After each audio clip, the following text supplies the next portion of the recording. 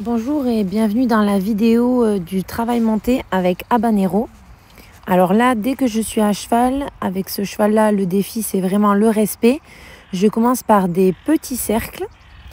L'idée avec ce cheval, c'est de vraiment avoir une bonne réponse légère à la main. Il a tendance à tirer les rênes pour aller brouter et baisser la tête. Donc dès que je sens une résistance dans ma rêne, je lève ma main qui demande la direction pour l'empêcher de s'appuyer et de rendre l'appui inconfortable.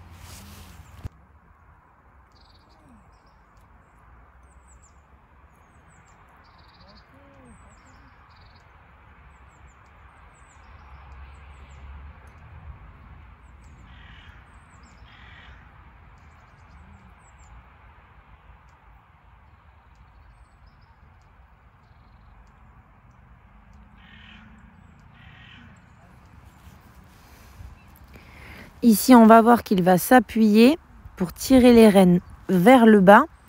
Maintenant, à ce moment-là, je relève ma rêne pour reprendre de la légèreté. On va changer de main et faire la même chose à l'autre main. Tant qu'il répond sur une rêne souple, je reste avec une toute légère pression. Dès qu'il s'appuie, je reste en résistance et je lève mes mains. Là, on voit qu'il essaye de baisser la tête. Du coup, je lève ma main droite. Et on fait un arrêt. J'essaie d'avoir le plus possible les rênes détendues. Et je caresse.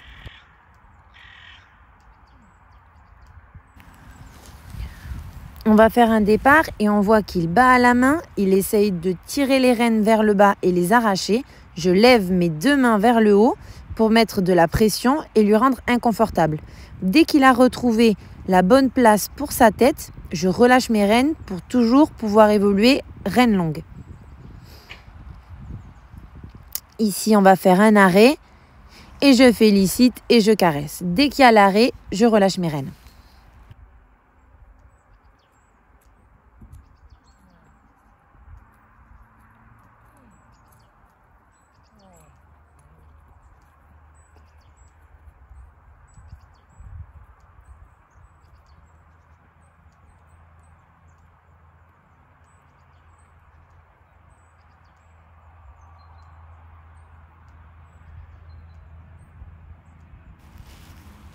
Ici, de nouveau, je ressens qu'il s'appuie et qu'il essaye d'aller vers le bas. Je lève mes deux mains tout en demandant la direction. Ça rend les choses inconfortables pour lui. Et dès qu'il retourne à sa place, je relâche. On relève et on relâche. Il cherche où est le confort. J'ai volontairement laissé la carrière ouverte. Et c'est sur ce côté ici qu'il va le plus essayer de tirer la rêne. Je reste la carrière ouverte pour pouvoir avoir le moyen de l'inciter à vouloir sortir, mais malgré tout répondre à la rêne et nous mettre en difficulté. Il pose la question, mais se ravise très vite, donc c'est très bien. Ici, on va effectuer un départ au trot entre les barres. On a à peu près 5 mètres. Et j'essaie d'avoir le départ entre les barres. De la même manière, je continue de vérifier la direction et le frein, toujours avec la même méthode, c'est-à-dire qu'on se met sur des cercles un petit peu plus grands. Je demande gentiment avec ma rêne de tourner et si je sens une résistance, je lève ma main et là, j'hésite pas à carrément tourner entre les barres.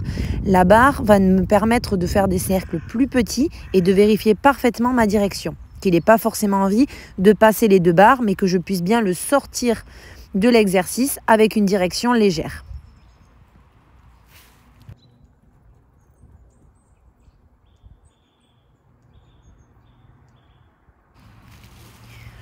Je fais exactement la même chose à l'autre main. Je passe derrière les barres et j'essaye de passer avec la direction entre les barres. En premier, je mets une toute petite pression, puis je l'augmente. Et si la tête et l'encolure se verrouillent, à ce moment-là, je lève ma main.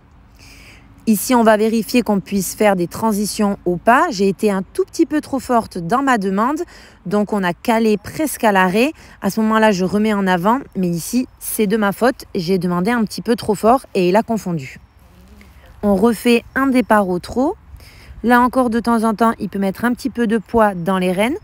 Pas de panique, je garde mes mains un petit peu plus hautes pour lui éviter de pouvoir s'appuyer. je rends l'appui inconfortable et dès qu'il est à la bonne place, je rends les rênes. Mon objectif, c'est toujours de pouvoir monter rênes détendues. Je vérifie pareil, de pouvoir avoir une bonne direction et pouvoir toujours passer entre les barres. Ici, je vérifie mon arrêt d'urgence en demandant un arrêt d'urgence juste avant les barres. Je ne l'ai pas trop anticipé puisqu'on venait d'un virage qui n'était pas très propre et ma demande était un petit peu trop brusque.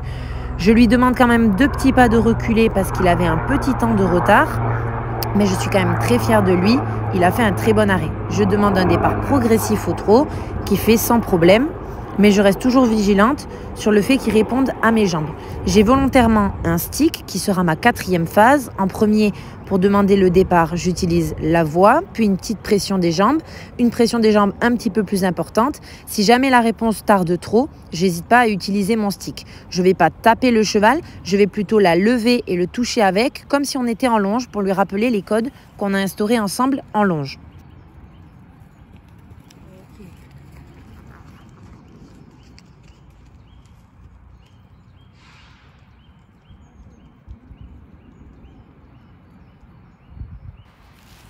Maintenant, je vais lui demander un départ au galop, d'abord en m'aidant de la voix. Je serre mes jambes, puis plus fort, puis un petit stick si besoin est. On voit qu'ici, l'équilibre qu'il a est vraiment très vertical. C'est-à-dire qu'il n'ose pas encore assez avancer, il se ramasse. Et c'est dans ça où il peut mettre beaucoup de poids dans les rênes et essayer de lever les fesses. C'est à ce moment-là que je garde mes rênes toujours ajustées et si je sens qu'il y a trop de tension dans mes rênes dans les virages, à ce moment-là, je lèverai ma main. On voit ici dans le virage que c'est pas facile, je fais un petit cercle et j'hésite pas à lever ma main gauche pour l'aider dans son virage. J'accompagne bien avec mon assiette, c'est un jeune cheval et c'est une petite carrière. Pour ma transition descendante, il me suffit de me détendre et lui donner le code vocal, ça suffit pour repasser au trot.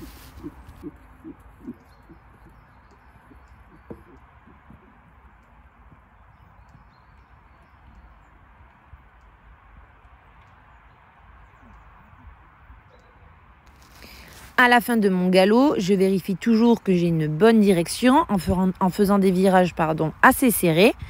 Et je vois qu'ici, il est toujours à l'écoute. Je peux passer à la fois sur les barres et à la fois à l'extérieur. Il est toujours à mon écoute.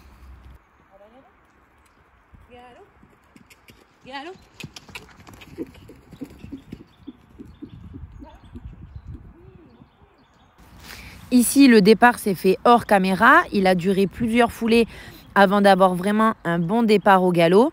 Je continue d'encourager et une fois qu'on est enclenché, je le laisse galoper.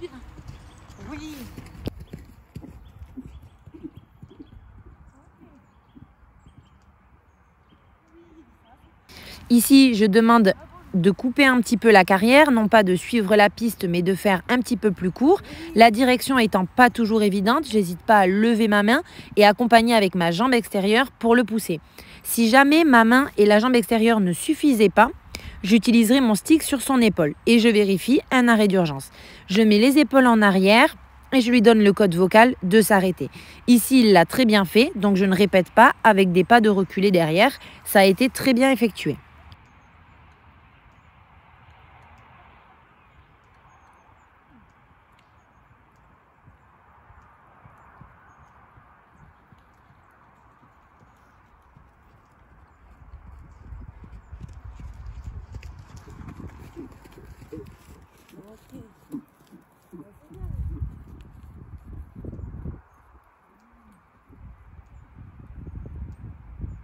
On va maintenant retravailler les départs au galop.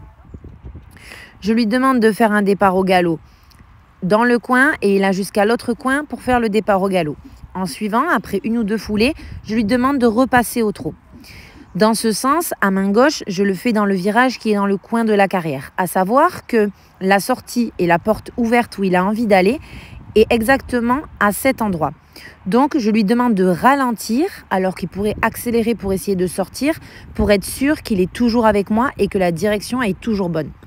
Une fois que j'ai eu de bons départs, je change de main et je fais plus difficile à l'autre main, c'est-à-dire à main droite, où je vais lui demander le départ au galop après la deuxième barre. Le cercle va nous emmener tout droit vers la sortie de la carrière. Donc il aura envie de sortir. On voit ici qu'il est parti à faux, pied gauche, pour essayer de sortir de la carrière. Je félicite l'effort du départ au galop. Je repasse au trot et je redemande au même endroit. Je sais qu'ici, il aura tendance à m'emmener et la direction sera plus difficile. Je le mets volontairement en difficulté pour justement vérifier que la direction et les codes sont bons. Ici, c'est un très bon départ au galop. Je repars en suivant sur du petit trot. Je refais une dernière fois, ce qui va être difficile. Je lui redemande un départ au galop.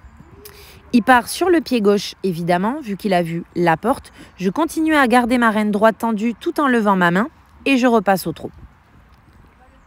Pour l'instant, je ne me préoccupe pas forcément qu'il parte sur le bon pied. Je veux juste qu'il écoute ma reine et que quand je demande le départ au galop, il soit effectué. Comme ici, ça c'est très bien. J'hésite pas à lever ma main, vous ne le voyez pas, pour la direction et pas partir. On voit qu'ici, il s'est un petit peu fâché.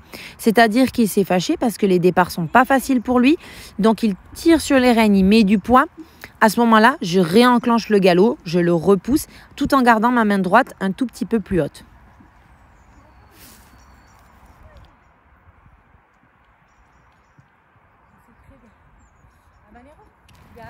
J'effectue un dernier départ au galop pour être sûr qu'il a compris l'exercice. Et à ce moment-là, vous ne le voyez pas, mais au bord de la porte, je n'ai pas eu à lui tirer la reine droite plus haute. Je vérifie d'avoir un petit peu de direction et je fais un arrêt d'urgence. Ici, ça s'est beaucoup précipité. C'est pour le préparer à avoir beaucoup d'informations en même temps, c'est-à-dire galoper, ensuite galoper droit sur les barres et s'arrêter entre les barres. J'ai fait une demande d'arrêt assez brusque, pour vraiment vérifier qu'en cas d'urgence, avec beaucoup d'informations autour, j'ai toujours un bon arrêt d'urgence. J'ai répété mon départ au galop et je refais la même chose. Je viens un tout petit peu plus propre, je lui demande galop, au trot entre les barres et s'arrêter juste derrière la barre. Là, c'est très bien, je caresse et je félicite. À la fin de notre séance, on a fait une récupération dans les bois où on a fait une petite balade. Je vous conseille de privilégier les dénivelés sur la fin de ces séances. Oh.